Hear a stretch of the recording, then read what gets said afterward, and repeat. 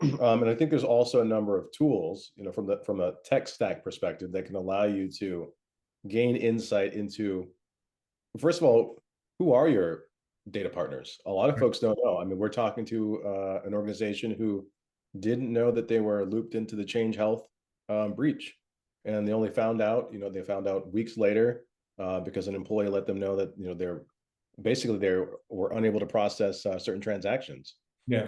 And so I know that there's tools out there that will allow you to get sort of like a real-time inventory build of exactly who your trading partners are, and then to take it a step further and elucidate on what their vulnerabilities are from a public facing perspective. So I think having a tool like that is certainly going to allow you to cover your bases, especially when you've got policy and procedure in place. Yeah, I agree.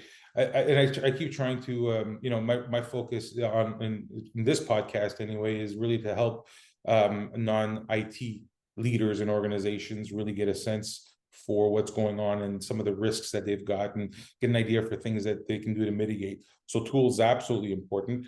Absolutely an IT function, to focus on the tools that are brought to the table. But I think, one of the first rules within ITSM is that you don't have the tools drive the business. The business needs to drive the tools. So we need to recognize this as a business function that leverages tools. And so the